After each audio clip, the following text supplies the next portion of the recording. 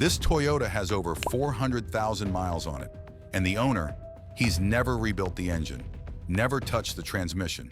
Now here's what's strange. The car parked right next to it, same model, same year, died at 150,000 miles. So what's the difference? It's not luck, it's not money.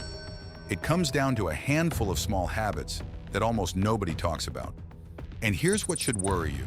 Most Toyota owners are quietly destroying their engines every single day, and they don't even know it. One of these mistakes is so common, you've probably already made it on your way to work this morning. In this video, I'm pulling back the curtain on the exact maintenance secrets, the driving habits, and the silent mistakes that separate the legendary high-mileage Toyotas from the ones that get towed to a junkyard decades too early. So if you want your Toyota still running strong at 300,000, 400,000, or beyond, don't click away. Trick number 9, change your transmission fluid. Here's one that catches almost everyone off guard. If you open your owner's manual, you might see your transmission fluid described as lifetime or sealed for life.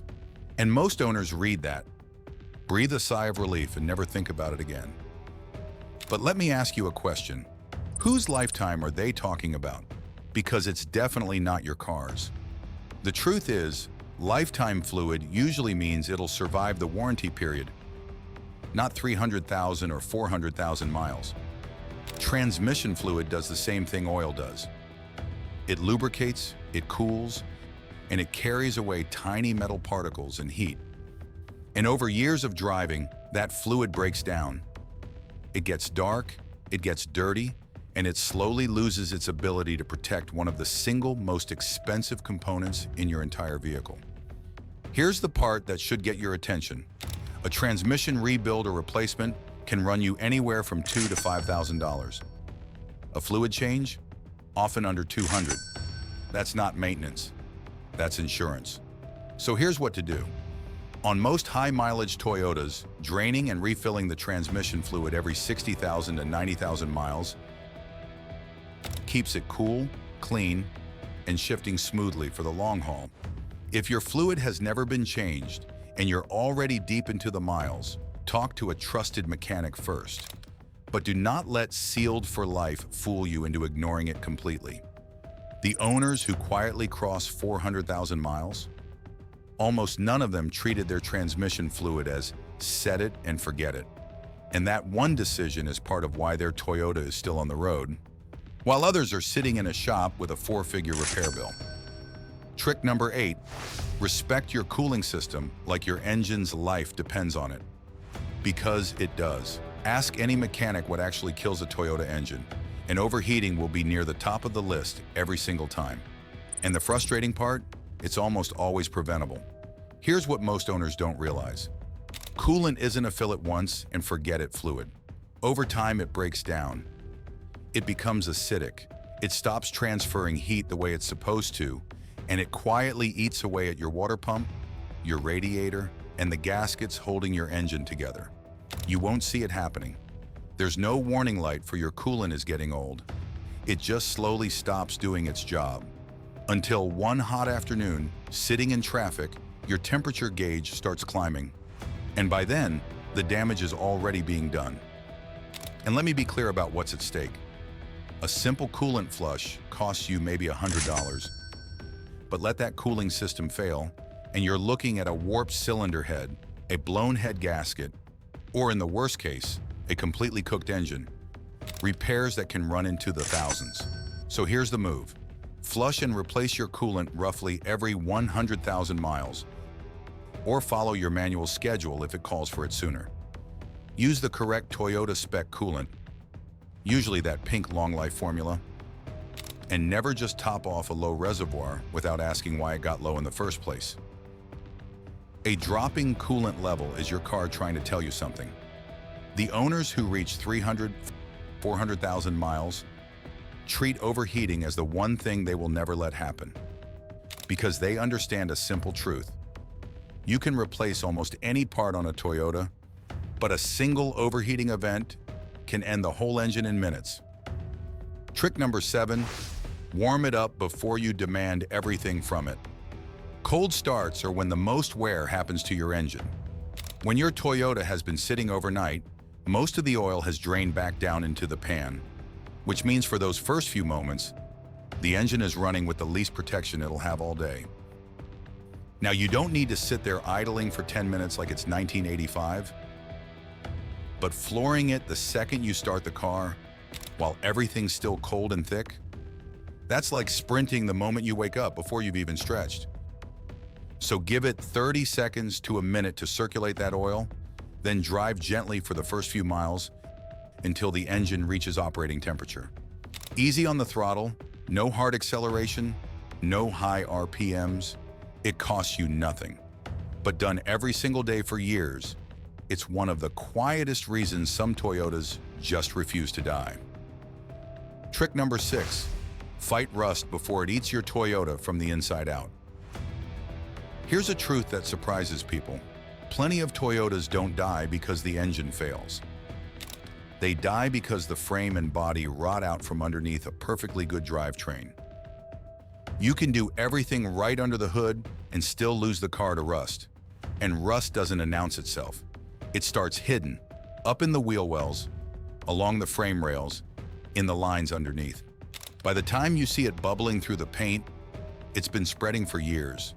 This is especially brutal if you live where they salt the roads in winter or anywhere near the coast. So stay ahead of it. Wash your Toyota regularly, and not just the paint. Spray down the underbody, especially after driving on salted roads, because that's exactly where the damage begins. Consider a proper undercoating treatment, and every so often actually look at the frame underneath. Because an engine can be rebuilt and a transmission can be replaced. But a rusted-out frame is usually where a Toyota's story ends, no matter how strong the heart under the hood still is. Trick number 5, actually check your oil, don't just change it. Here's a mistake even careful owners make. They change their oil right on schedule, then completely ignore it until the next change. But engines burn and lose oil, especially as the miles climb. And if your level quietly drops too low between changes, you can starve the engine of lubrication without a single warning until it's too late. By the time that oil light flickers on, real damage may already be done. So once a month, pull the dipstick. It takes 30 seconds. Top it off if it's low, and keep an eye on how fast it drops, because a sudden change in oil consumption is one of the earliest warning signs an engine gives you. The 400,000 mile club isn't full of people with fancy tools. It's full of people who simply looked before the engine forced them to. Trick number 4, never ignore the small problems. This is the habit that quietly separates the people who reach 400,000 miles from the people who don't. And it has nothing to do with tools or money. It's mindset, a new noise, a small leak in the driveway, a faint vibration, a warning light you keep meaning to deal with. Most owners do the same thing. They ignore it, hope it goes away, and keep driving. And here's the problem. On a car, small problems almost never stay small. That tiny leak becomes a dry component. That little noise becomes a failed part. That ignored light becomes a tow truck and a 4-figure repair bill. The owners with the highest mileage Toyotas treat their car like it's talking to them, because it is. A strange sound or a new smell is the car telling you something is changing, while it's still cheap and easy to fix. So don't wait. The moment something feels off, a noise, a leak, a light, a shift that isn't quite right, get it checked. Catching a problem at $50 instead of $5,000 is exactly how these cars survive decades. Because the truth is, Toyotas rarely die from one big failure. They die from a dozen little warnings nobody listened to. Trick number 3, stick with genuine Toyota parts and fluids. When something needs replacing, there's always a cheaper option sitting on the shelf. The off-brand filter, the bargain fluid, the generic part that fits just fine. And it's tempting. Why pay more for the same thing? Except it's not always the same thing. Toyota engineered your car around specific tolerances, specific fluids, and specific components. Cheap aftermarket parts can be made from lower quality materials, wear out faster, fit a little loose, or flat out fail at the worst possible moment. And when a $5 part fails inside a $1,000 system, you don't save money, you lose it. This matters most with the things your engine actually depends on. Oil filters, the correct spec oil, coolant, transmission fluid, timing components, and sensors. These aren't the places to cut corners. Now that doesn't mean you have to buy everything from the dealer. There are excellent OEM equivalent brands that mechanics trust. The point is to be intentional. Know what's going into your car and choose quality over the cheapest sticker price. The owners crossing 400,000 miles learned this a long time ago. They'd rather pay a little more once than pay a lot to fix what a cheap part broke. Over decades, that single discipline is worth thousands. Trick number 2, don't let your Toyota just sit. This one catches people completely off guard because it feels backwards. We assume the less we drive a car, the longer it'll last, right? Fewer miles, less wear. But cars, Toyotas included, are built to be used. And letting one sit for long stretches can quietly do more harm than daily driving ever would. Here's what happens when a car sits.